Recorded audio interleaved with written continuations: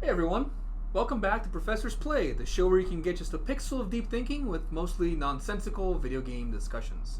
I'm Professor Phil Chavot, he's Professor John Adams, he's Professor Brendan West, and together we're professors who play video games. This week we have our second episode on the Hades series, in which we discuss our first impressions about the game.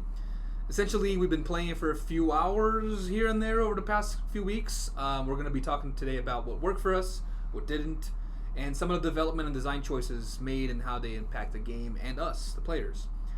Today we have at least 2.5 pixels of depth. That's just a scripted one. 2.5? Yeah. Wow. Just a scripted one. So maybe we'll run into some other pixels here. First I wanted to ask, John, how are you? Doing well. Not too bad. Getting off on the right foot, making it all the way down to out of Hades. Yeah. Yeah. Okay. Finished. Just bragging. Done. Yeah. Decided to play some in-game content. So how was that? How was your experience? How are you in general, Brendan, without bragging Wait, about where you are? in life or in the game? In life, but keep it short. In life, I'm surviving. In First the step to game, thriving. I'm mostly not surviving. Fair enough. So the game in the real life had some weird parallels about surviving here. But remember, we don't condone death in real life, only in the game. Right. First, before we get into the game, Hades today, I wanted to do some house cleaning, which is also a Hades joke because it is the house of Hades. And it gets wrecked. It gets wrecked, and there's a character in there that tries to clean it. Our girl Medusa. Made do so. Phenomenal. Amazing. Favorite Gorgon, Medusa. I just want to give her a hug, but she's great. away. Yeah, she does run away real fast. Yeah.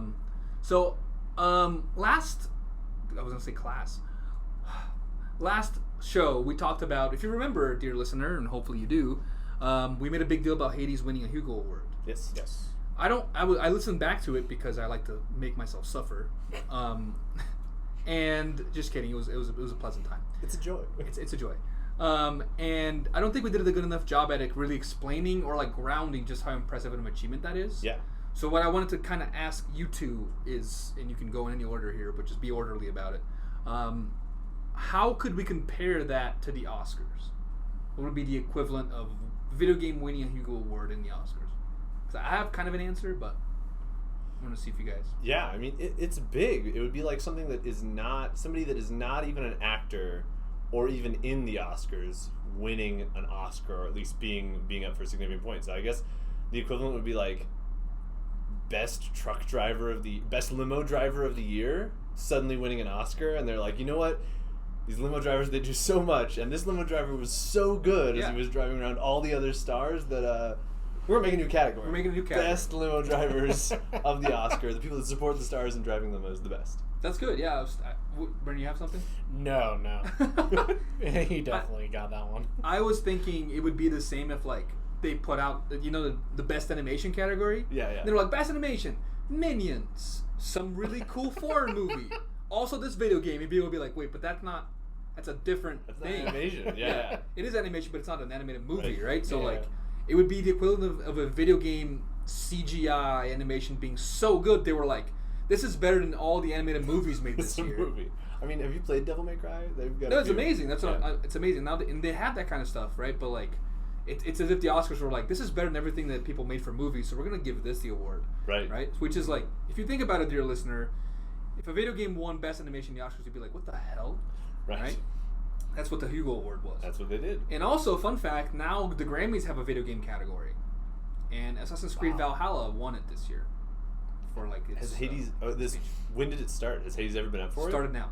No. Oh, because Hades' It's soundtrack pretty good. is It's pretty good. real good. It started now. I know that Kirby was nominated in 2021, but that's because like they also take like original sound from like animated things, so it didn't win. And then I think in 2012 the Civ 5 I think won. Gotcha. Yeah, but it was like original piece of music, not animated stuff. Undertale, Megalovania, Undertale. Civ 5 does have a great soundtrack, especially like from Gods and Kings on up. The guy that won that year, he got nominated again this year for Old World. I think it's a Civ type game. But yeah, so it's the equivalent of the Oscars being like, all of a sudden we now have a new category for best limo driver because you guys do so much. / your video game animation was so much better than all the movies that we're now going to give that to you. Like, it's a huge deal. It's so crazy. Right?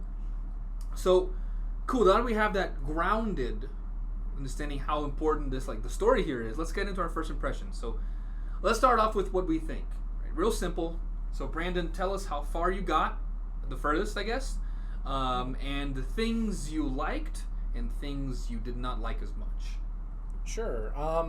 I haven't actually made it further than I did last episode, which is I got to either the first or second room in Asphodel, which is the second layer of hell. So getting out of the first layer is like my greatest accomplishment here, which does not bode well. But yeah, currently I am a little stuck because I am like 1 for 5 attempts against the first boss, Meg. Which is how you get out of the first level of hell. Yeah. So I beat her the first time I fought her, and I'm not quite sure how I pulled that off in retrospect because she's gotten me all the other times. The last one was close. I had her down to like a quarter health. I thought I had it, but I did not.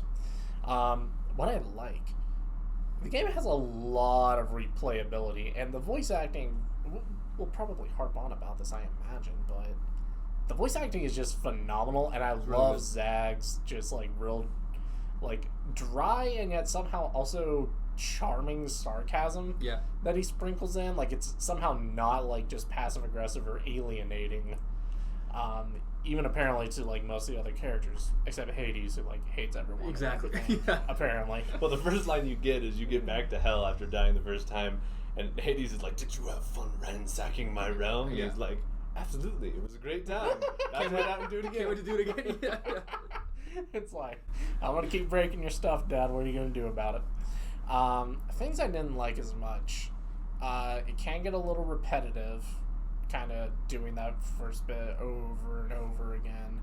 What else? I don't like that your health resets every time you die, because that does eliminate your capability of grinding a little bit.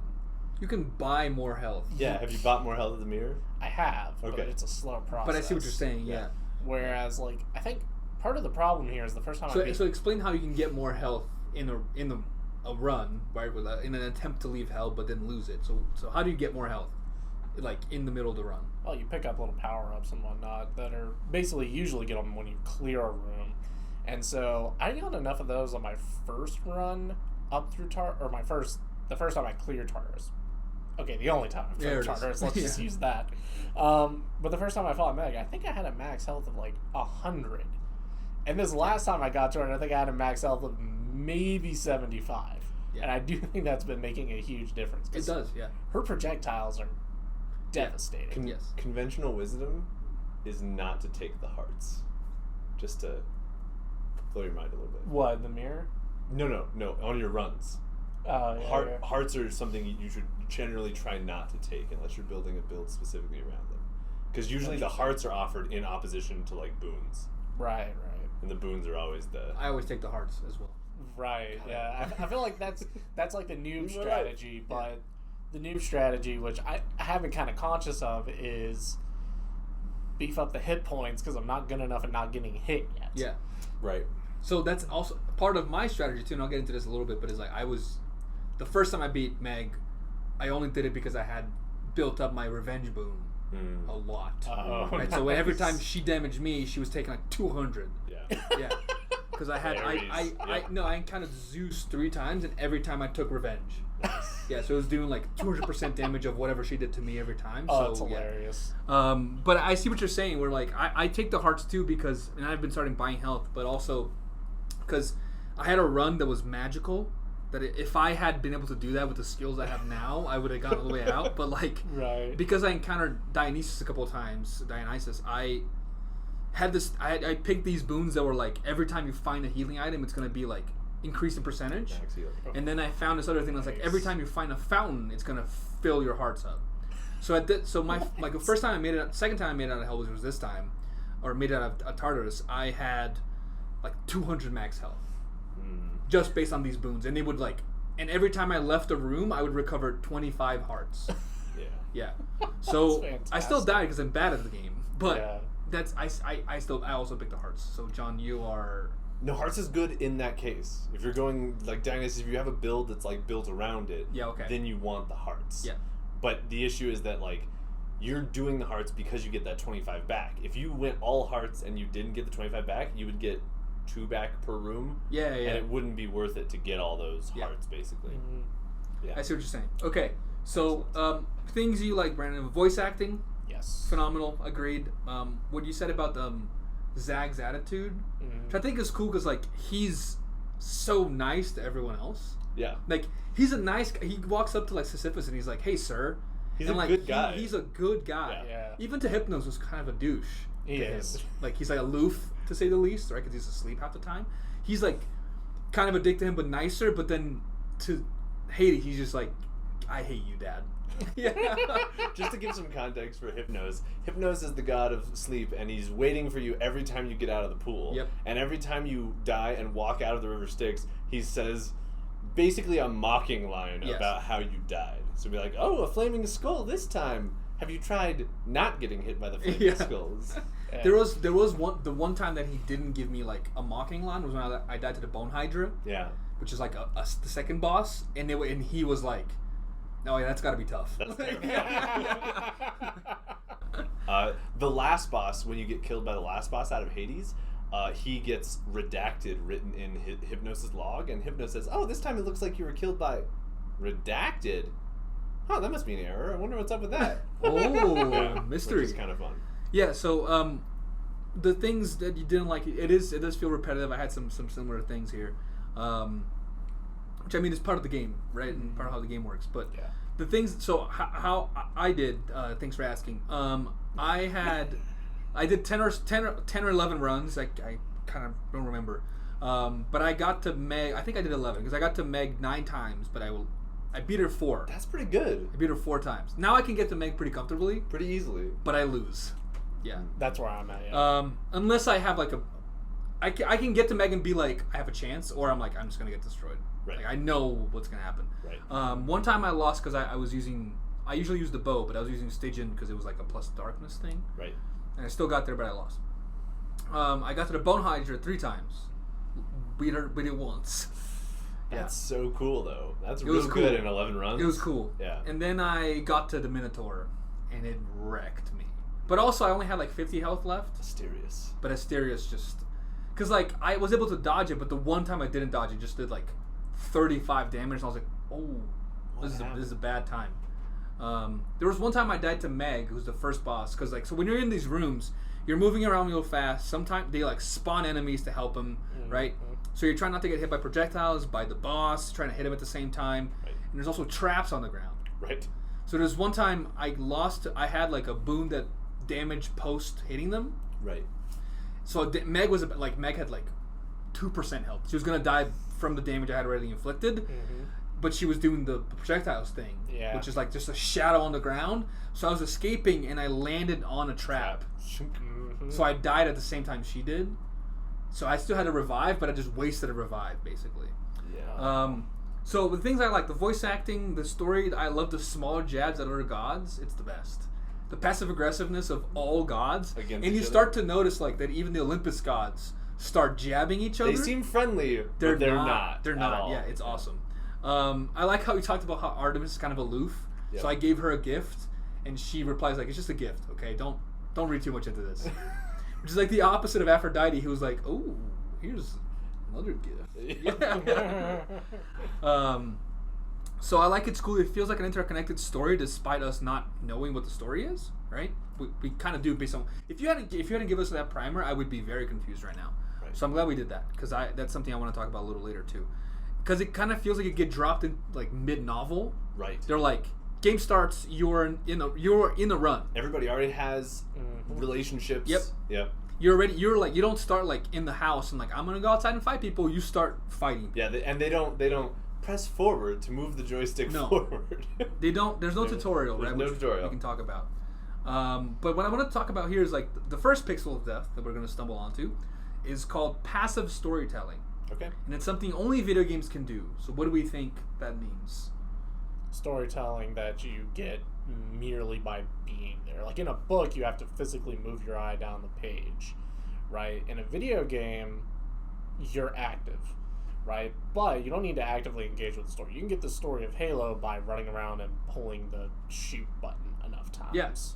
Yeah, so it's basically like you in a book, for you to read the book, you have to see the story. Yeah. In a video game, some games you don't have to go through the story, right? It comes through for you like passively. So I think a good example is Horizon Zero Dawn, which the story, you kind of have an idea what's happening, but for you to really understand, you got to find a bunch of artifacts. Right. And it's like, here's what really happened in this world. And like, you need kind of start understanding the deepness of it, right? So this game has a lot of that, which is not only do you get dropped in mid-novel, so to speak, because they have a lot of relationships, a lot of Greek mythology in the background, and you can tell that they like thought about all these things, right? But also, a lot of the story happens in the codex, right? Or like in a one-way conversation between the god and you. Would you say? Yeah. I think one of the cool things about this game too, that we talked a little about RPGs last time, and one of the things that traditional RPGs lose is that your character is not a character. Like in Pokemon, you like sit there and then Blank people slate. talk at you, blank slate, and it loses a bit. By having Zagreus be a person with a personality, you can also give him a background. Yep. Everybody knows him. Everybody knows how he's going to react. Everybody reacts to him in various ways, which is a nice passive story. Yeah, it's a different way. We were talking about this in my class today, and I didn't mean class this time, where like you have a protagonist who's halfway between a completed person and a blank slate, so that you're putting in. So like basically with this one, what you're building is like, how does Zag fight, right? Who does he choose to be friends with? Right. That's you. But Zag has a personality already. And you're you can, like, learning play with. him as much as you're learning the other gods. Yes. Yeah. Yeah, so the passive storytelling is a thing that, like, it's a debate in the video game industry because video games are known as stories and also, like, you know, games that you can do stuff. If it's a narrative-based game, but the narrative is not hidden, but not in your face, what does that mean for, like, the games industry if we can engage with the narrative without having to have it, without having to, like, it come to us, we have to go to it? Is that something we want? What does that mean for like a demand on the player, right?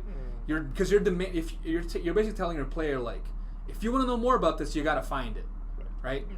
Whereas some people are like, that's awesome because I don't care about this. But some people are like, no, I really want to know more about the story, right? So it's kind of a interesting mechanic. It's a balance. Yeah, which is only something you can do in games, because no other medium you can have passive storytelling, because it wouldn't make sense, right? Book just ends halfway through and they're like, see QR code Yes, for further reading. exactly. So they're like, what? What? Like, Yeah. if you really want to know what happens here, we typed a bunch of stuff, but I'm not going to put it in the book for you. Just figure it out. Figure it out. Yeah. So it's really like this. I think this game does it well, but and I'm going to talk about this actually. This is one of the things I wish the story was a little more in your face because it's really interesting. So like a lot of the stuff that I read in the codex, I was like, I wish someone talked about this, or I did that whole like dream sequence. Yeah. So sometimes I got to Meg at one point, and she was like, tell me the real reason you're doing this, and you I know based on what I talked to you about. Right. But if I hadn't talked to you about this last week, which is like the Persephone thing, Right. I would have no idea. I'd just be like, wait, is that a conversation I missed? Because you did a dream sequence, and Nyx is like, I'm not your real mom. Right. Dream ends. Right. And then you talk to Megan, it's like, why are you really doing this? I'm like, wait, am I? You're supposed to be connecting these dots, but I feel like sometimes they're a little too far apart. Too disparate. Yeah. And especially because there are some of those things, not the flashback. The flashback, I think, is determined by the first time you clear Meg. Yeah. But some of them are determined randomly. And so there are times occasionally, and I hope Hades 2 cleans this up a bit, where you'll have a conversation that you can definitely tell was intended for like the first half of the game because it just happened to ping up now. I see. Yeah. Yeah. Where you're like, we're still living in relation with who Zagreus was at like run number 3, and Zagreus has moved on to run number 900. Yeah. And it's part of that is because it's hard to code roguelites. Yes. Because you're always coding the amount of conditional statements in there. That must be like, if this, then this. Right. Because like, if they clear this thing before run 5, show them this. If it's before run 10, show them this. If they clear it after run 8 but before run 12, they need to see this, right? So there's a lot of stuff like that. And a lot of it is like, there's a randomizer in those too, right? So if you're between runs 8 and 12 and you do this one thing, random chance of getting this one dialogue. Right. So it's really hard to code these things, and like, I'm not saying that this, doesn't make the game good, but I wanted a little more in your face where I'm like, I feel like I'm missing. There's 2 points here. I see how you're connecting these because of what we talked about. Right. But if we hadn't talked about it, I feel like I'd be missing something. But at the same time, that is what keeps you coming back to another run to a certain extent. To a certain extent, yeah. I Right. think I would come back if there were more details. Like if I gave you everything up front, and then after, like run 5, we'd run through the whole story, and every time you talked to Meg, she just said, "Huh, interesting. I'll see you again." Every single time after Yeah, that, that would it be gets worse. stale real Yeah. fast. That would be worse. Again, why it's hard to It's code hard. these things. Yeah, it's gotta be balanced. I wish there was a little more in your face, because I think sometimes I'm coming back just because I'm like, I enjoy it enough, Right. like the gameplay. But sometimes when I lose to Meg, I'm like, I need a break. Yeah. And that's one of my things too. Like I said, like the repetitive rooms, and I meant also like Meg too, because I wish that maybe this is too much to code. I don't think so though, but I wish that Meg, like, first 3 times this is the attack pattern. Next 3 times this is the attack pattern. Does that happen? They do that. So I'm gonna spoil this part of the game a little bit because Yeah. this is gonna be like way farther than you two might be able to get. But after you beat through one or still two on times, your sorry, right? Wow. after you beat the game for the first time, you're gonna unlock what's called heats, and there's basically your dad Hades gives you like a pact of punishment. It's a contract, and it has things that you can tick off or check mark to make the game harder. So you can check off, like, one of the heats is called investment opportunity, and you make 10% less gold throughout the entirety of the run. And one of them changes the boss's mechanics in a significant way that makes it way harder. Yeah. And you have one of those for each boss. So on by heat 10, you've basically changed all of the boss fights to be completely different boss fights. So I like that. Interesting. I wish they did that already, and / not make it harder, just like change it up. So like, Just switch things if up. you went up, so let's say you beat Meg once, second time you get to Meg, she's like, you beat me last time and I did this. Now I'm not gonna do that anymore. That'd be cool. And even if, like, let's say they have like 3 of those, and then if you beat them more than 3 times, and they randomize, they're like, Or even if it was a training mechanic where the first time you beat her, she is quite simple. Yes. And then the next time she's just a smidge harder until Yes. you face full Meg. they keep adding like tiny things because Yeah. Meg knows like, last time you beat me and I didn't try this thing. Right. Now I'm gonna try this thing, Now and I'm gonna use my eventually, ray attack. Right. yeah, exactly. Eventually, like that doesn't happen anymore because only has she's a person. That would be cooler. Yeah, so I think that would be cool just because I hate the thought of like I just lost or beat Meg and I lost and I'm like, I have to go through Meg again. Yeah. Yeah. The other thing that does make it more bearable is that getting through Meg is faster and easier. Yes. So, like, your first run through, it takes you an hour to get to Meg, 45 minutes to get there. As I said, it took me like 21 minutes to beat Yeah. the whole game. So Yeah. that tells you the rate at which you move through the first level once you really get cooking. And part of the issue I have with that is that and this is, I think Brendan put this down, is that it's not that every time I've beat Meg, I think I've beat her like 2 or 3 times in a row now. But every time I've done that, it's not because obviously I'm better, Right. but it's not necessarily because of that. It's because I have more health, and also I can tank more hits. Yes. Right. So Uh-huh. it's not because I'm better strategizing around Meg. It's because I understand that I can take a couple of these hits. Right. So it's not necessarily because I'm better. It's because I can take the hits. So it's not necessarily me getting better, which is why I'm like, Yet. it's still me taking these hits. It says before I had 50 health, now I have 100. So I talked about the Pact of Punishment. One of the weird Yeah. things that the Pact of Punishment does is it trains you to play better on certain aspects. Because one of the pacts is make all traps do 500% damage. I hate that. Oh my Horrible. gosh. They'll kill you in like one hit. But if Yeah. you play with that on for long enough, you start to get really good at avoiding Yeah. traps because it's the only thing you're concerned about through the entire run. For sure. Yeah. And so some of the mechanics later on in the game train you to play the game better too. Yeah, and you do get better, but I think part of what I'm saying is like I don't want my battle with Meg to be determined on how strong I am. You want it just on. Yeah, on like skill, right? Because at that point I'm like, obviously I'm a little better, but also I'm still taking like 70 damage, Right. but I have 100 life instead of 50. Yeah. Right? I think just a couple like smaller things. The font is real small, Oh, that's a reasonable complaint. isn't it? It really is. I went into the menu to be like, please put the font bigger. Now they do counteract it by giving actual voiceover narration. Yes, but yeah. I agree with But in you. the menus, Yeah, if or you're- in the booths, If you're and stuff, deaf or you're playing late at night with the volume down, font is real small. it's tough. Especially I was playing like Switch, like on my bed with like the controls in hand. Right. Like it was really close to my face, so I had a hard time reading it. This is all like nitpicky stuff because I really do enjoy the game, but like some stuff that I hope they do better next game. So like because the boons disappear, I don't feel like I love Skelly, but I don't feel like having Skelly there is helpful at all. I thought that was a really great point that you made. That like in a regular game or like in an MMO, they would have similar things, little dummies that you could test out your DPS against. Yeah. So like tell us a little bit about why they have that. Yeah. So it's a thing that they have so that you can figure out how much damage you're capable of pulling out and try sort of different builds. So you might go into a dummy, stack up a series of boons, try this build, say, that actually doesn't do anything, try a different set of builds, because occasionally when you have 400 different mechanics going, your damage will be a lot different than you think it is after sort of the first boon or two. Yeah. And your combos work differently and all this kind of stuff. Which is what Skelly is built like from a UX perspective. Yes. But because they don't let you map on the boons, he is functionally worthless. He's worthless. Because except for his item. Your combos with the individual weapons don't really do that much difference, right? And also, like, there's like you said, it's not like a combo like Bayonetta, like X, Y, B, B, Y. It's where like, you could practice. It's like Y, X, dash. That's like, it. It's not that hard. So, like, I felt like if they did a mechanic where, like, okay, so Skelly is here, he's effectively your tutorial, right?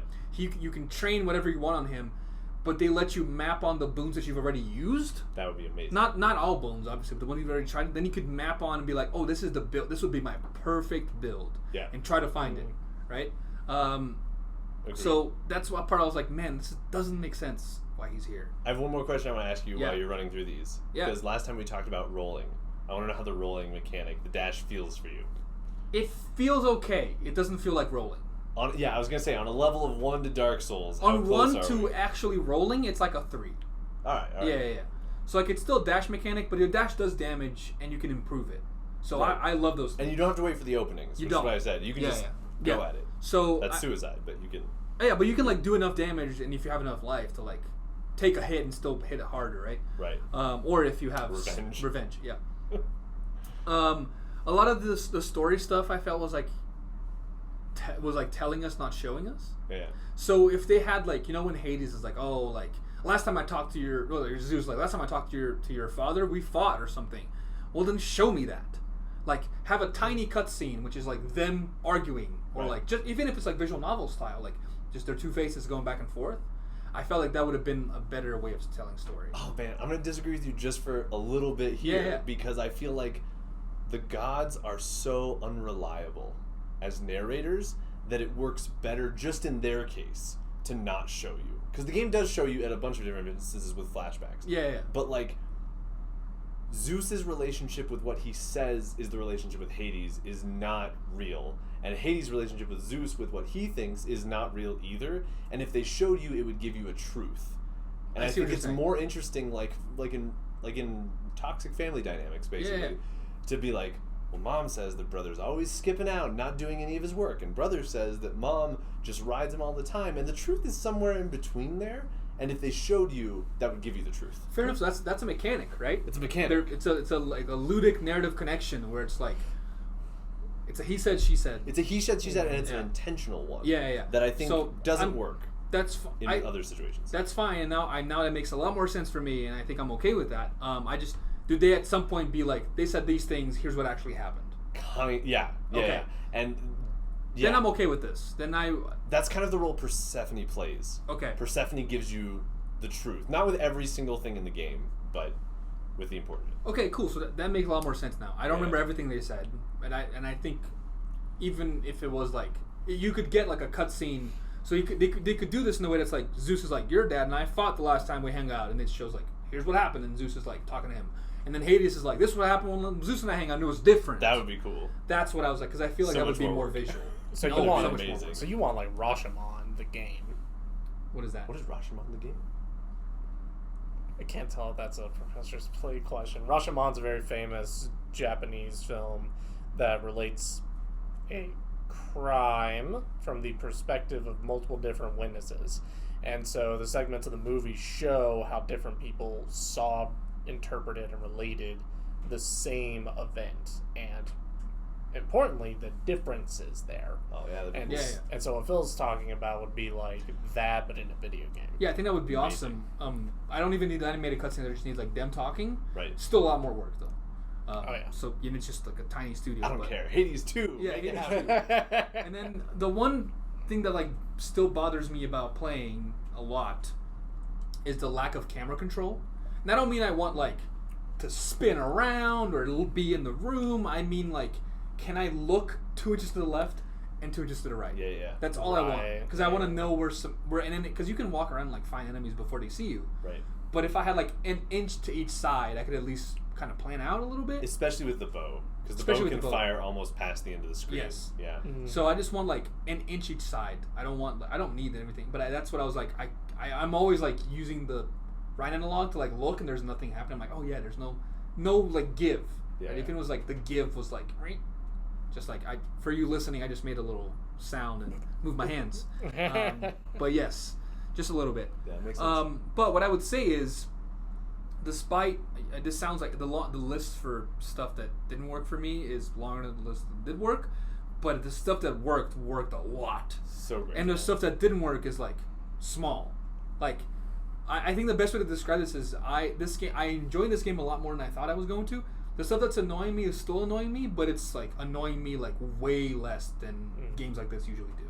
Right. So the darkness mechanic, like retaining that is like a real incentive. It's imperative, right? Because you think you're always like, okay, I actually did a darkness one where I'm like, I'm not going to beat anything this time, but I'm always going to select darkness when I can, Right. right? I'm saving up. I have like 400 now. And then you get out, and it gives you an extra like Yep. 10 hit, or the Death Defiance. Once you Yep, get that, that's what I'm trying to the do. ride gets so much Yes. easier. And I would have liked some more in-your-face storytelling, but I wanted to keep trying. I wanted to keep going, not just because of the story, but because I thought the mechanics were. It was fun to play, right? And it's maybe because it's a Switch game and you play it on Steam. We can talk about this, but like you can pick it up, do a run in like 20 to 40 minutes, and be like, okay, put it back down. And that's all I did. So Yeah. on my defense, I just tried to aim for one run a night, however long it would take. I think that's which what I'm isn't a gonna lot do of from time. now on. It's Yeah. like 30 minutes. Like you just commit to it, and it works really well that way because you don't feel like you've lost thing, and it levels out the frustration a little bit.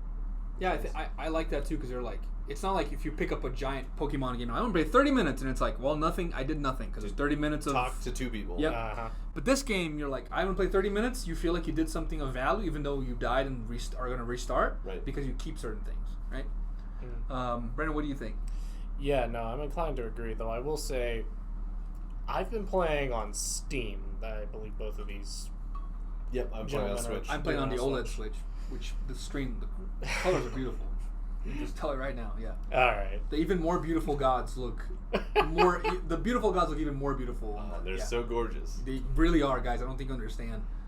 Well, what I was gonna say is that means I don't quite have the convenience of like the mobility of a Switch, but I also really haven't noticed that much of a difference because I can still fire it up, play like a single run, and then just close the game and go back to doing something more productive with my life. Yeah, whatever. Uh, This is work right here. but yeah, I agree. I think I don't have the Hades on the Steam Deck, but eventually I will. So I think if we had it, would be interesting to see how that felt, like picking it up and physically putting it down. Yeah. Because that's a big thing about the Switch, right? It's the mobile, not mobile like phone, but like the handheld gaming aspect Yeah. of it. Although I have not played Hades at all ever on the Switch using the mobile handheld controls Handheld? because I feel like it's too mashy. I feel like I'm gonna break my Switch. I think maybe because your Mashing hands it are bigger than mine. My hands are Yeah. monstrously large. Yeah. Yeah. John is a tall man, so for me it works out. But Because Hades like, feels like a game. Hades, Super Smash Bros, Mortal Kombat. Those are games that I feel like I need a controller because otherwise I will like button mash Yeah. my way into the ground. Yeah, I like playing it handheld. I prefer playing it on the screen, but the handheld was also good. It's fine. And the colors, like literally, the screen on the OLED Switch is better than my TV, which is It's crazy. it's an OLED screen. My TV isn't that, so yeah. Wow. But the pixel of depth that I wanted to talk about here is, and this isn't something bad. It's just another thing I remembered. And we talked a little bit about it. We alluded to it. It's a lack of tutorial. Lack of tutorials. So games usually have a tutorial where they teach you like A to jump, B to run. Here's Yeah. an easy enemy Let for us you to kill. clarify it, and I'll go on a bit of an old man rant here. new games have tutorial where they say A to jump. Yes. If you were raised in my day, They just kind of threw you into that well, stuff part of where that. they had a manual. So there's two things there, right? So tutorials replace manuals, so to speak, because like no one picks up the manual and reads anymore. You just do it in the game because you have enough memory to do that. But it's like this is an interesting decision. I don't mean like bad or good. I think probably good because the game itself is built on learning. Yes. Yeah. Right. So how did you guys feel about like the no tutorial thing? Didn't bother me at all, and in fact, if you guys hadn't brought it up, I probably never would have even thought about it. Yeah, which is like a testament. When a mechanic is good, it means you don't notice it, right? Because you're like, Oh, that's interesting. I don't notice. Like I often hear about this about like first person shooters when people play with like the triggers, and they're like, Yeah. they complain about the guns that don't have good feeling on the trigger, but they never say this gun feels good. They just say like, I don't even notice it. It just feels Yep. natural. So a good design mechanic is something that you don't even think about. Yeah, I tell my students that about grammar when I teach writing. It's like good grammar is like a good immune system. If it's doing its job, you shouldn't notice that it's there. You notice your immune system when something's gone wrong. Yeah, it's like Latour's black box. You guys familiar with that? Yes. Yeah. This idea that you've packaged things away, this information away in the black box, and then it works without it. The only issue is when the system breaks and you need to access the black box. Exactly. Yeah. Yeah. I really agree, and I will say that tutorials usually work in the opposite direction for me. Like the thing that I hate about tutorials is they take me right the heck out of the game. Yep. Right. Because they're literally like because when you're in that game, no one should know you're pressing buttons. Right. Yeah. But then all of a sudden they're like, press this button. You're like, what the hell is that? And especially Right. with voice actors, when like the character of Hades is like, "All right, boy, if you need to, press the B button." I'm Yeah. like, Hades, you can't say press the B yeah, button. Yeah. That Yeah. acknowledges we're a video game character. I agree with you, and I think there's been like, ever since no tutorials, and there's been an overcorrection to like, press B to jump, and by press B we mean use your thumb to push down on the pad that says B. Well, what to do we do say? this one Scarlet, thing. the beginning tutorial section is like an hour And long. yeah, in Pokemon It's it's so notorious. bad. I griped about that so You did. much during Yeah. our Scarlet and Violet sessions. Pokemon is notorious for that stuff, Yeah. and it's getting more and more handheldy. But there's been kind of a reawakening of that with Breath of the Wild, which the tutorial is its own entire area. You can still die a lot, but it's kind of like a low stakes situation, Yeah. right? And you don't like that? I hate that. That area is like lauded as the best tutorial of all time, John. So we're all right and you're wrong. Well, all right. First of all, I love roguelites, so that shouldn't come as a surprise to you. That Yeah. I want a game that throws me into the mulcher and says, "Figure it out or do it You're better." gonna get mulched like Willow mulches Pokemon in Pokemon Yeah. Go. That's Just what I like, want. So Yeah. like sink or swim is what you're. Yeah. I love Sink or Swim because it makes the game feel more real, right? Like, if I sit there and it feels hand-holdy, and then I have to like slowly evolve, there better be a dang good story to explain why I needed hand-holding at the beginning of the game and I can kill God at the end of the game. I think that they're getting like I think Breath of the Wild does that well too, where they're also like, hey, here's why you're on this plateau, and here's what you have to do to get out, and the 4 things you have to do just happen to be the 4 things you're going to be using the entire game, so it kind of teaches you, Right. But some games like we're getting better at that, but there's like Elden Ring is just like you're in the middle of the world, there could be a monster here. Well, and as Right. much as I love Fire Emblem, right? Fire Emblem does this really bad where they're They like, do. "Oh my goodness, that's a bandit. You might want to try moving forward and attacking that one bandit." Good. Okay, so now you're going to lead the whole army Yes. to victory against this dark demon. And I'm like, "Why are you trusting me? He taught me everything." Yeah, and they're like, I've never seen anyone lead someone like you did. It's like, but he just told me. "You just told me exactly how to do this," and it just ruins the story for me. But yeah, the tutorial is like a contentious point in like the video game industry and stuff. And I think that it's a good thing that Hades doesn't have it. I would have liked just like a little more, but it's a good thing they don't have it because the game is a roguelite, so like you're gonna learn by dying. Yeah, you're gonna learn That's by what's gonna dying. happen. That's what's gonna happen. I think Persona does this really well, where they go like, here's a mechanic. So sometimes they'll like in the middle of a game, you're just unlocked a new mechanic. So like your companion character will be like, oh, let's try this one thing. Press this button. Basically, it doesn't tell you that, but like the screen's like press this button. Right. So you do it, and it works, and then it never brings it up again. And if you want to learn more about how to like unlock it in the middle of battle, or how to use it, you go to the menu and you find the menu that tells you like, here's how you do this. So that's a digital version of the handbook. Yes, because Yeah. they're not like we're gonna go through a whole area where you learn to do this 3 times. It's like we did it once. Yeah. Here's how you unlock it. If you want to find out more about why this is valuable, go to the menus. Yeah. So Right? top, no tutorial. Yes. Middle, that version. Yeah. Bottom, we tell you to press A 40 times Yes. in the middle, and I make Hop walk you to every gosh dang place you ever have to go True. throughout the entire I mean, those games are supposed to be for kids. They're for kids. But they really aren't. All right. So that was just like it's not necessarily that's a half pixel death because there's not a lot of No. theory on tutorials yet. But something that our video game scholars should get into.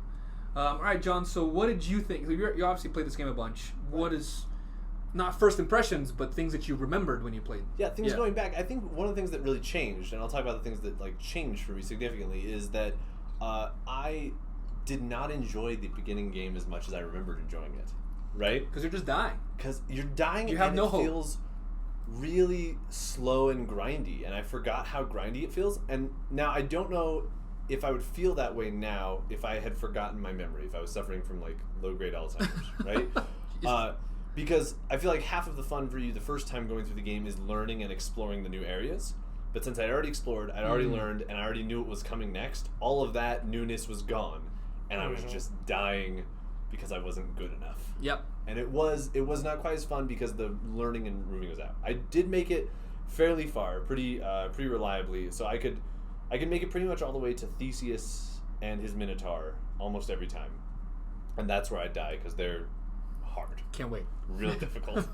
And then a few times I made it past there, but one of the issues was that I would feel like I'd reach walls in the game that I could not go past without getting more hearts, getting more strength, gathering it up. And so I started going on darkness runs. Yeah. Where I was just like, all right, I'm not going to worry about boons so much. I'm just going to collect as much darkness as possible.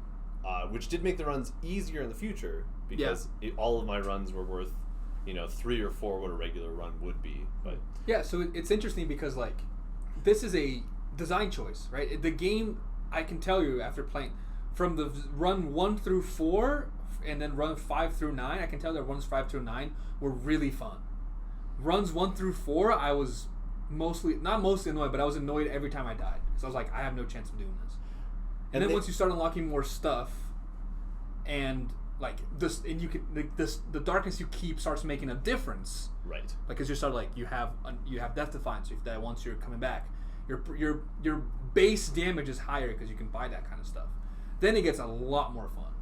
Yeah, and so it's this strange situation where like the joy of the early part of the game is the exploration, is figuring out these levels of hell, who's in them, who's operating, finding Sisyphus, and like having a nice chat with him. He's nice. And that's the fun. And then all of the fun mechanically in the game comes in the end game. Yeah. Because the game is much more fun mechanically at the end. After I made it out of hell on like run 11, stopped, went back to my old save file because I wanted to work on some in-game content there, and the difference was night and day. Like, I could get hit 20 times, not have any issues. Meg was a cakewalk, whereas like you said, the first time getting through Meg, I got through her, but it was a fight. Yeah. Right? Like it was really tough. You have to dodge the right times. It's really, a really fist difficult. fight. Yeah, it was just. Whereas the last time through, when I ran with my old file, easy.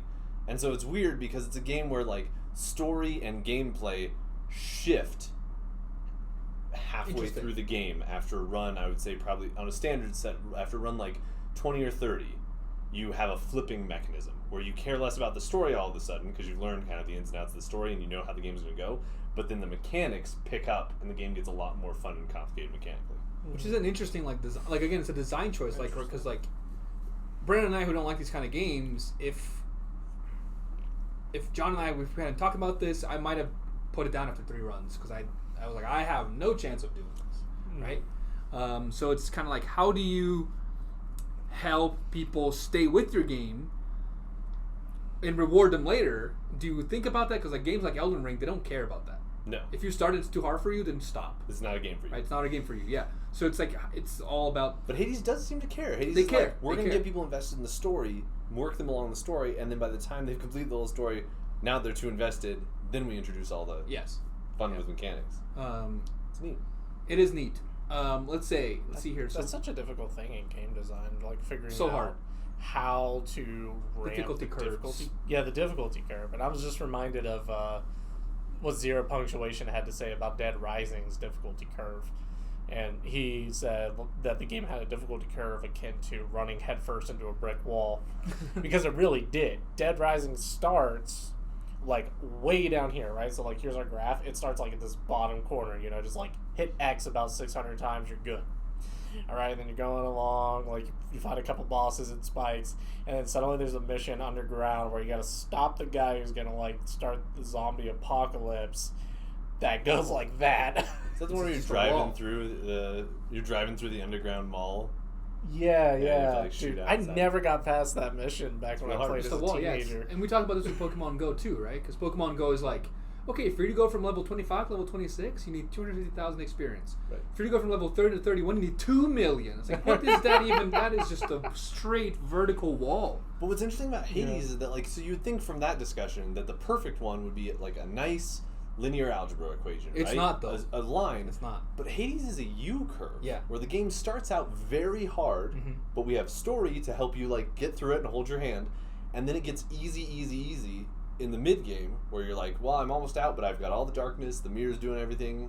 What can I do? And then they introduced Heats, New Game Plus, and it ramps back up to here. And so you have an interesting, cool U curve going on in the difficulty. Which is why it's also hard to like code to design this, because like there's no like, some people prefer it to be just a linear difficulty the entire time, kind of like, you know, in the same pace. Some people want it to spike. Some people want it to get easier to get better, and then you also have to use, right? So it's just it's hard to design this, and then you might design a U, but it turns out to be more of like a V. Yeah. And Right. it doesn't work either, right? Right. So yeah. Well, I mean, it kind of depends on the player, but you know, I'm sitting here thinking like, I'm not sure that my optimal curve would be like just straight linear, because I think I think I want peaks and valleys. You know, I'm thinking that what are the coolest fights in fiction, at least to me, right? It has to be one with like real stakes, and on a linear curve, you don't necessarily get that as much as if you got something that's more like a lightning bolt with peaks and valleys, right? Because when you just suddenly hit one of those peaks, provided it doesn't, you know, do the Dead Rising thing and just curve up immediately, but rather it just suddenly spikes a bit. Feels like a true challenge. Yeah, it feels like a true challenge. And then, like, on the down curve of that, you get, like, the reward for the challenge. Now you feel how strong you are, but then it, like, spikes again the next time you meet, like, the But next it's still main like antagonist. linear. It's just going like up and down a little bit within the linear. Yeah. Yeah. So Stock market the graph. trajectory Yeah. is still linear. It's a stock doing well in a stock market graph. So it's like going slightly up and down, but it's trending in the right direction. Right. I think the games that do this really well is usually like the Nintendo, like Zelda games. Do this Classic really well. RPGs. Yeah, they're like peak boss, and then after the boss, you're like, oh man, I can destroy these bokoblins, right? And then you're like, Yeah. oh wait, another boss. Right. Yeah. Yeah, that sounds like what I'm talking about, you know? Because, like, by the time you reach the end, that main villain, all right, so here's your graph. Yeah. The villain here is just objectively stronger than the villain down here, Yes. right? If you just, like, put their stats beside each other, it's like 100 health, 6 million health. I'm just making these numbers up, but you get the idea. Yeah, no, for sure. And I think that's part of, it's hard to design for that because you're trying to, when you start your game, you're like, what do we want the difficulty to look like? Not only that, but also you have to then achieve it with your algorithms and coding. Yeah. Right, so you can With the set out, computer. you can set Right. out to do like a linear curve, like the stock market curve that we talked about, but then Yeah. you might mess it up, Right. and then your whole game is messed up, Well, right? because it also depends on the player, right? I mean, Yeah, so you have to like Account also for the average player. account for the Right. average player, and when you're accounting for the average player, you have to think of, is it the average player or is it the average player of this genre of games? Right. Like, so you have to, it's very hard to code for that kind of stuff. Yeah, that also raises the question of, like, who your intended audience is, right? And that's your rhetorical situation of, like, Yeah. you know, Yeah. do we Like, From market Software. it? Do we market it to everyone, like Mhm. casual players, get the largest possible base, get as much Which possible Hades profit does. margin? If Right. you look at the menu, Hades is like, here's godlike mode that you can Right. turn on if you are having a difficulty, and then they say, or for any reason whatsoever, which is like, it's basically them saying like, we're not here to judge you if you do this. Right. Whereas From Software, which is they make Elden Ring and that kind of stuff, which are games supposed to be hard, yeah, they're like, there's only one difficulty, and if you can't do it, you can't do it. Right. Right? So it's different, again, different rhetorical audience. Like, who is my, not only target audience, because that's gamers, but who is going to play this game? Yeah, Right. who do I want? Who do I want playing this Yeah. game? Yeah. And you have to be kind of discerning with that. Yeah. Yeah. It's hard, and that's why a lot of people prefer like indies or games that are hardcore about this kind of thing, because they don't want, not necessarily they don't want casuals, but they don't want like a game that caters to everyone, because then it ends up catering to no one kind of thing. Exactly. I don't Right. subscribe to that, but that's like a point of view. That is the point. Wow, that was a pixel of depth that we just found. Good for us. It's like that one rogue pixel on your screen. You're like, I can't stop seeing that Yes, little it's green. there. Yeah. I I know. It's like, So- is that a speck on my computer screen, Every or is time. that like something on their camera? So let's talk a little bit about how we like to play. Let's move on to that, because Oh, we yeah. only have a few more minutes left. I'm going to start this one. So I like to play with the bow just because it makes more sense to me with the dodge mechanic. Because they're dodging around, I'm also bad at the other stuff, so I just take a bunch of damage with the sword. And I'm considering using the shield a couple times, because you can also projectile it. Mm-hmm. I wish the shield might have something like, I was hoping the shield had something that like take 20% less damage or something, just because you have it, because you're like in the middle of the action or something. But for gods, I like to use the boons. Right, I like all the gods that have mechanics that that inflict damage post hitting, Oh, like poison? like poison. Yeah. Exactly. Which you have talked about in the Pokemon games. I'm shocked. Yeah. So, but I've only encountered That's a lot to Dionysus a back couple up. times, right? So Ares has the Doom mechanic, which is if you hit people, they then get hit with like a blade of blood. Delayed damage. Delayed damage, like 0.5 seconds later, and you can like make it more delayed before more damage. Yeah. Or like Poseidon has Waters of Rage or something. That's so good. Yeah, he has like Waters of Rage or something. So if you hit him, they keep the animation changes so they're like walking in water, Yep. and they take damage for like 4 seconds. Yep. It's a lot of they take 10 every 0.2 seconds for 4 seconds. Yep. It's a lot. Then with Zeus, you have Jolted. Jolted, yeah. But the Jolted you have to hit them first. Yeah. Yeah. The Jolted you have to have lightning with you. The Poseidon just gives you that in one of the boons. Poseidon also has Ruptured, which is the Jolted version. Yeah, of yeah, Poseidon. yeah. So it's great. I also my best build in a run I ever had it worked because I had like Dionysus just giving me hearts all the time, Right. and I also had the god I found was Aphrodite, and she had the weakness mechanic. So not only was I getting hearts, but I was getting hit way lighter. Yeah. So I was surviving a lot of stuff that I probably shouldn't. And then I also put here the Zeus revenge damage. So revenge damage is you get hit, they get hit. Yep. So I try to set it up so that whenever someone hit, like Meg hits me, they got hit with 200% more damage than whatever they did to me. So at the end of a Meg fight, I was letting her hit me because I was like, you're gonna die before I do if I keep doing this. Nice. And it happened. Yeah. And then I should have, when you get out, I should have sold that away because it's not as useful for like regular enemies. Right. It's more useful for like Bosses. bosses. The best, by far, the best thing you can do is Daedalus. Yep.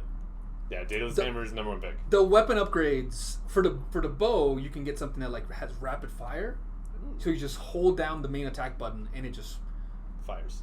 I literally got through like Tartarus once without getting a single hit because I just walk into a room, rapid fire everyone, and get out. My favorite amazing. bow upgrade for Daedalus is there's one that makes you press your special button, you shoot like 10 arrows or whatever, Yeah. and it'll make you shoot 4 more. Yes, And then there's one that makes them heat seeking. amazing. And so you can get, if you get those 2, you get 10 arrows that all heat seek to the nearest target, and if you combine that with like poison or Yeah. frost, instantly max poison every Oh, person I you love hit. that. It's really yeah. nice. Yeah, so Daedalus for me is the best thing to find. Yeah. But that's kind of how I like to play. I like to play with the bow and I rapid fire if I can. If not, anything that like either makes them weak or makes them suffer after, because then they can dodge for a while and they're still taking damage. Right. Brandon, how do you like to play? I also use the bow. I prefer mid to long range combat in games, particularly because I'm just not great at like That's why I prefer the bow as well. at the blocking mechanics. It feels more intuitive, yeah. It does, yeah. And it's kind of funny that you mentioned the rapid fire thing. I haven't gotten that yet. It's which, amazing. A, Yeah. yeah. but B, I kind of play like I have it anyway. Like I run into the room and I just start shooting. Nice. I like old man Henderson this game all the time. Like kick down the door, start shouting about my lawn gnomes, and just like letting loose. Yeah. What about boons? Man, I like Ares' Blade Rift, especially because I figured out it gets things stuck in it, which is hilarious. See, I never used the dash mechanic for attack. Oh, I spent half my time dashing, dude. My guy. I do too, but like I'm just dashing and then I stop and then I fire arrows.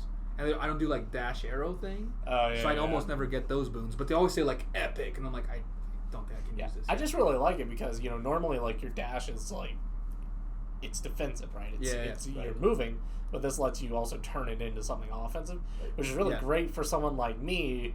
Agreed. Who might do an entire lap of the room and only fire like one arrow at Meg, yeah. right? So especially the rooms that are like timers, I'm just running around, man. I'm not doing anything. That's exactly what I do with the timers. If you pull up the shield, so when you're hunkered down behind the shield, it blocks 100% of damage. Oh. So if you're ever using the shield on those rooms, you can back into a corner, hold up the shield, and just wait the timer out. Amazing. Okay, yeah. Pro tip. Yeah, so I also like the dash. The Poseidon dash is awesome because it just like crushes people away. Poseidon dash is broken. It's amazing. If you can build the right build with it, you don't need a weapon. The Aphrodite dash is also good because it does damage and makes people weak at the same time. I need to get those. I do like. I've only gotten it once, but Poseidon has one. I think it's like Tempest Strike or something like that, where when you like hit someone, it pushes them back. Yeah. I love that with the bow because you'll just watch these guys. They're trying to get close to you, but they're just constantly getting pushed. If you time it right, they never get to attack. They get to attack animation. Exactly. You just completely lock them down. Don't think I've tried that with Meg, but no, she moves too fast. Yeah, it doesn't surprise me too fast that much because she can like basically teleport to different parts of the room. Yeah. John, you have some different stuff, which is awesome. And this is how this game can be played so many different ways. What do you got? Yeah, so I will say that I think you will always like the bow. I think because of your play style and the way you do it, I think like you're gonna end up like covering a whole room, setting a bunch of like poison type stuff on people, and doing a bunch of damage like that. I think Brandon's playstyle will change as he gets a little better at the game because of what he likes to do and how he likes to like sort of keep people at bay. I think the reason that new players tend to use the bow, and I loved the bow when I first started as well, is because it's long range, so you feel like you don't have to get hit. And the other nice thing about the bow is that the bow is the best weapon at mitigating bad rolls on the boons. Yeah. So like no matter what boon you get with the bow, it's probably turn out okay. You're not going to get anything really bad. Whereas like if you get bad rolls with the swords or bad boons with the sword, it can really you just get hit, wreck your day. Yeah. So the time I made it out of Hades, I was using the sword, and the reason I was using the sword, speaking of how good the Daedalus hammer is, the sword has a Daedalus ability where every time you hit with the sword, you restore 2 health. Whew. And so if you set that up correctly, you can just have full health the entire run. You just have to make sure you don't get killed in one hit. And then other than that, you can always restore yourself back up. And that's how I made it out, because it's the only way to make it out. Anything that permanently damages your health, you're never going to make it out. Yep. You gotta be real careful with those sorts of mechanics from a game design perspective. I sort of homebrewed like a super vampire, like the first vampire in a D&D game. Threw him at my players, and he had a mechanic like that where every time he draws blood with a melee attack, he heals. This guy healed so much he had more health than like an adult dragon on steroids. By the time you'd finish. Seems like a problem. I know. I ended up having to like. I added a transformation mechanic after he took like X amount of damage, and all my players joke is like, "Wow, he's actually easier after he turns into a giant bat monster." Because there's no one healing off everything. But there had to be something there, otherwise that fight could have gone on like forever. So John, tell us about your builds. So my favorite builds, I have a couple of them that are really good, but my favorite of all time is the shield. I really like the shield, or the gauntlets. You said gauntlets. So we haven't even seen the gauntlets yet, Brandon. Gauntlets are great. Yeah. So the gauntlets are incredibly fast. So imagine like the sword, but it hits twice as fast from the get-go and just gets faster the more things you stack with it. So the X attack is what you really want. It goes, and then one of the faster versions of the gauntlets does a maim attack. So what that means is like if you hit it right with a special the first time, the enemy is maimed, and every attack you do that enemy afterward is faster. But in order for the gauntlets to be really good, you have to build them with Hermes item. So have you guys run into Hermes yet? Yeah, only to go even once. faster. Yeah. It's weird how much 20% movement makes a difference. Well, no. So Hermes gives 20% movement, and he's good. But the item he gives you, so if you give him Ambrosia, he gives you an item where every time you clear a level fast, and it's kind of ill-defined, but it's basically under a minute, it gives you 1.5% dodge chance. Ooh, nice. Yes. And so what you do is you take the gloves, you work on killing people fast, and you build this dodge chance until at the end of your game you have like plus 30% dodge, which means you don't have to dodge because every time an enemy hits you, they just miss anyway. Yeah. Wow. And you can just focus damage on them as fast as possible. Then you take Zeus and Artemis. And the reason why is that Zeus has a lot of things in his attack that cause chain lightning damage. Yeah. So you hit one enemy, it hits 2 or 3 other enemies. And then his legendary also fires out extra little chain lightning bolts, his legendary ability. Yeah. And then you have a bunch of stuff that increases bolt damage and stuff. And then Artemis has an ability that pairs with Zeus that for every time an enemy gets hit, you fire a tiny little heat-seeking arrow that finds the nearest enemy and hits them. Automatically, yeah, I saw Automatically. that. I saw and that counts. It's like a duo. It's a duo boom with Zeus. Yeah. And that counts every time your claws hit and every time one of Zeus's lightning bolts hits. So you create this massive thing where basically you are a clawed monster sending lightning out in all directions with machine gun arrows firing. So you only have to attack whoever the biggest, strongest, most still thing in the room is, and it will just kill everything else by proxy. Yeah. And it does an absurd amount of damage. I think the fastest I've dropped Hades is in like 40, like Lerny, the big skeletal Yeah. Hydra. I think the fastest I dropped him was like 20 seconds. Wow. Yeah, it gets dumb amounts of damage. That's awesome. Really, really quickly, and you just have to make sure not to step in anything dumb. So your dodge mechanic. Oh, yeah. Oh, and then for dodge, I always go Athena for dodge. Because Athena gives you a shield. Shield that when you deflects. dash, it deflects the projectiles back at other people. That one, the Hermes dodge is also good because you get sturdy. Because you get sturdy. Yeah. So one of those 2 dodges is how I use dodges. Yeah. But yeah, that's a good one. If you're building for Ares in the future, you should think about building a cast build. So Ares has a cast that fires out one of those little blade rifts. Yeah. You press A and it throws one out. And then he can duo with Artemis to make those blade rifts heat-seeking. And then have a longer time. I did that with Zeus. So you can go 1, 2, 3, 4, and it sends out 4 of these like blade rifts that just seek the nearest target and annihilate them. They're pretty fun. Yeah. A lot of different ways to play the game, which is why it's such a good. A lot of different ways to play the game. So, John, you had a one last pixel depth here for us, but the upgrade mechanics. Oh, the upgrade mechanics. So I was thinking about this last night when we were talking about like how upgrade mechanics works and what they should value. So in a standard game, the purpose of an upgrade mechanic is just to make you feel sort of more powerful, necessarily. Yeah. But I think Hades really isn't about making you feel more powerful. There are upgrades that just upgrade your health. Because it's objectively implied when you start the game, like, this is a pretty powerful dude. better. Right. Yeah. And so you're already strong. But the upgrades in Hades, the more I was thinking about it, because the thing that was really annoying me when I was doing these runs over again, I was like, why don't I have what I want to have when I want to have them? That's me. Right? All the time. Like, I want to play Dionysus, I want to try to get a Dionysus build, and then I want to like make sure I can buy the things I want to buy when I want to buy That's them. the thing that annoyed me, because I was like, I had this one build that was awesome, and I never saw anything close ever again. And I was like, I wish I could just like you could get charms that just like increases your chances of getting that build again. Yes. Yeah. And you do to a certain extent. Yeah. So one of the things I was thinking about was like, man, the reason I can't stand this right now is because all of my abilities that help me make the game more consistent have gone away. And so what Hades' upgrade system really is it's not an upgrade system based around power. It's an upgrade system based around consistency. The better you get at this game, or the more things you unlock in this game, really just unlock ways to make sure you get the right boons when you want them, to make sure you have enough money that when you hit Chiron, you can buy the things you need to buy. Some of the later boons that you get actually give you the chance to re-roll doors and passages, and re-roll gods. You know how it gives you a choice between 3 powers when you get a boon? It'll let you re-roll that too.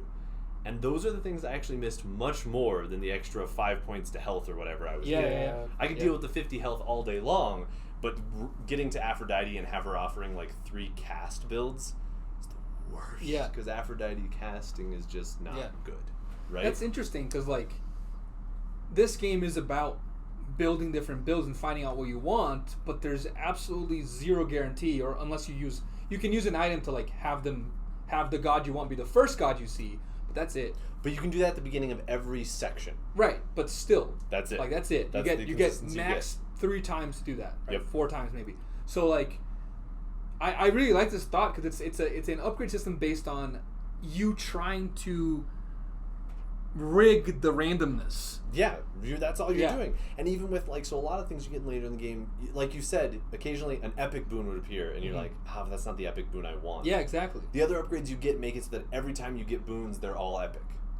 And that was one of the things going back and playing on my full account again, the one that I'd gotten all the way, I was like, oh man, I don't think I've seen a non-rare boon in Yeah. like 20 runs. They're all rare or better or epic or better, and it makes a huge difference. in the Huge game. difference. Yeah. Because the difference between an epic boon and a standard boon is like 60 points of damage per hit. So That's a lot. and the thing you can do is like because it's not an upgrade to power, it's an upgrade to consistency. So it's like your upgrades to power are what you do in the mirror, where you're like, I can do 30% more damage. I can like revive myself once more time. I can do more damage to people that aren't facing me. That's all stuff that you do to mitigate the lack of consistency. And yeah, I was gonna say, and I even argue that like the revive yourself and the health to a certain extent is also that, because Yeah. so much happens in Hades that like a BS one shot will kill you when you didn't intend it to, or you make that one misstep, step in a Yep. trap, that's the end of the game. And it almost feels like the Death Defiance is mitigating that, Yes. not necessarily your play. Yeah. Because how often did you feel like you died because you just didn't play well enough versus died because you stepped somewhere you didn't intend to at that specific moment? Yeah. Yeah. I think, yeah, it's an interesting thing to think about because like this game is about randomness and inconsistency. Because I mean, even Tartarus is randomizing, right? Right. The rooms are always random, so the upgrades are made for you to increase the odds in your favor instead of making you more powerful. They also make you more powerful, but you're trying to make yourself more powerful in a very specific way, To fight chaos, essentially. Yeah. which is interesting because Chaos is a character in this game as well. It is. Yeah. Have you Have you found ran into Chaos? chaos? I have run into Chaos, Oh, yeah. and Oh, wow. I quickly decided, I'm not taking his portals anymore. I take his portals. I don't You think should take it's- his portals. I don't think it's worth it, man. There's an item that you can get Yes. if you give him an ambrosia that removes the health Nectar, penalty. yeah. Oh. But you have to carry that with you. But I like at some point because now I have like base 75 health, Yeah. so I can just go in there and still be fine. Yeah, you'll be fine. And I recover like health every time. So you're gonna want to start going in there Gotcha. because sometimes it's like for the next 3 rooms, every time you cast, it takes 14 seconds to get it back, and I'm like, cool, I just whatever. Right. And then it's like, but then afterwards, your cast is 80% more powerful. I'm like, okay, that seems worth it. And he's especially good. So when you guys are playing over this next couple of weeks, boons are king. If you can take boons, they're the best things you want to take because they'll upgrade you or downgrade. I never take the rooms with 2 gods. Never. No, I they're never so take good. it. Too scary. They're so good. It's too though. scary. Yeah. You gotta commit. Those are the We'll best. talk ones. about this next week. But yeah. But one of the things that Chaos does too is he mitigates, talking about mitigating randomness, the times when you pull and your only option is like a little bit of treasure or a little bit of darkness. Going down to him bypasses that, Mhm. and then you don't have that. So you basically have a room where you've gotten an extra boon as opposed to some money, which isn't going to help. Yeah, all so that. if the chaos gate opens but you have a room you want to go into, then don't take it. Then don't take it. Go Yeah. into that boon room. Yeah. But if the Chaos Gate opens and there's like a treasure room, Chaos Gate. Yeah. All right. So one last thing I wanted to talk about because we're running out of time here. So first impressions overview, and we're gonna. This is a surprise to these guys because I just thought about this before we got here. Nice. We're gonna give it a score out of 10 Okay. for right now. Sure. So I'm gonna go first real quick just to give you an idea of what I'm talking about, and then you guys can go. So, like I said, it's not my favorite game ever, but I am enjoying it more than I originally thought. I am excited to try to get out of hell again, and again because it only takes like 30 to 40 minutes to do a run. I feel like even though I might get home really tired, I can do a run. Cool. Right, which is unlike Pokemon where I'm like, man, it's me to get into this is gonna take like 3 hours, right? Mhm. So part of that thing, because I come from the conversations of knowing more about the story, Yeah. which kind of got me into it. But honestly, the things I thought were frustrating, like the dodge and that kind of stuff, still frustrating, but way less frustrating than any other games I play like this. So my score right now would be an 8 out of 10 Wow. because I can if you're out there, if you're out there, and what you like about games is that they are polished. This is Such a polished game. top 5 polished games I've ever played. Like everything has a reason for being somewhere. Everything works. There's no weird like glitches of you getting stuck behind places, even though there's a lot of stuff that could happen to. The story is tight. There's no better way to describe it. Like it's incredibly polished. Like It's a everything polished game. has been. They took like a wood polisher or whatever it is, and just like for every little corner of it, they did it right. So because I can feel that coming from the game, I'm giving it an 8. I feel like, for me, feeling the game and playing it, I feel like it's more of a 7. But when I'm playing, I'm like, man, this is so well done. So well done. I'm having fun. It's an 8 for me. Yeah. Brandon, what did you think? Okay, so I am delivering this under duress. Yeah, he is. With no forewarning. So Yes. my very provisional rating is also going to be an 8. Okay, why? For the record, I didn't just rip you off. I had already thought of it. Sure. Honestly, because I can't find much that's wrong with the game. I feel like the 2 points that it's missing are just because A, it's not my typical kind of game, so that's just the subjectivity there, and then B, the kind of for the frustrating elements that we talked about. Yeah, we talked about a couple of things today, like making Skelly more, like making the not the tutorial, but like the practice arena more useful, that kind of stuff. Yeah, and But, just yeah. not redoing the same fights like 300 times, but still, I think 8 out of 10 is pretty solid. It's a good game. Yeah, it's definitely a good game. Yeah, I give it a 9 for sure. Yeah. So I think an 8. Well, 8s are great. I think you would give it a 10 before you revisited it and played the first few runs again. Yes, and because I will say, and this is gonna be a bold statement. I'm just gonna make it. I don't think I can give an indie game a 10. I think that like it's a great game, but when I compare it to the games that I might give a 10, games like The Witcher 3, that are both It's hard, yeah. polished but also have like full CGI acting and voice acting and that's not Supergiant's fault. But I think if we're putting it on a scale of all games throughout all time, a 9 for an indie game is incredible. No, these are like, this isn't us being. We might have sounded like we were pessimistic, but like it's because we're looking for things to talk about. Because, like we said, the things that work, we don't even aren't even in my work head so well. because they work really well. Yeah. But when I think about like what a 10 game would be, like if I was going to reimagine Hades with $1 billion budget, it would have, like you said, full cutscenes for everything. Yeah. We wouldn't have paneled discussions. It would have like an isometric view that was actually like 3D in nature. It would have all those like AAA finishes. there's some small stuff that could make it great, but it's a very good game. Unnecessary for the most part. Yeah, I'm enjoying the game without all of them. And yeah, I think it's great. Yeah? Yeah. It is, yeah. 8 out of 10. I'm excited to keep playing and like die a bunch more times. Yeah. Yeah. Woo. Death. Which is funny because that's how Ares is one of my favorite characters, and he's just like, I like how you kill people. Here's more stuff to kill more people. Yeah. So we're gonna talk next week about our favorite characters, and we're gonna give you our full impressions on the game. Hopefully, Brandon and I will either beat it or get close. And John will keep doing his like new game plus runs. Well, I'm trying to beat Heat 10, which for those I won't tell why Heat 10 is hard until next session. But for those of you that have played through Hades, Heat 10 is the end of the game. Yeah, it's like new game plus version, like the 8th 10. time. Yeah. But there's a change that happens in New Game 10 that is critical that I have not been able to overcome. Okay, so John's gonna try to do that, I guess. Yep. When you hit enemies, you take the damage. Yeah. What? When you hit enemies, you die immediately. I was, Pacifist run. I will say specifically, it has to do with how the final boss works. Okay. They do a rechange of the final boss, and the final boss gets way harder, and I haven't been able to beat the final boss Okay. in this version. Interesting. All right, so yes, next week, full review of the game, full scores, and we're going to do the thing we did with the Pokemon game that was like... Badu, Ferrothorn, Yep. Roselia. Yeah, so tell the things that we liked, I love it. things that could improve, and the one thing that we could do without. But yeah, so thanks for sticking that out with us today. This is Professor's Play, the one place you can come to for video game discussions that are mostly nonsensical but have a pixel of depth. And I'm Professor Phil Chavot. He's Professor John Adams. He's Professor Brendan West, and together we're professors who play video games, and we'll see y'all next week.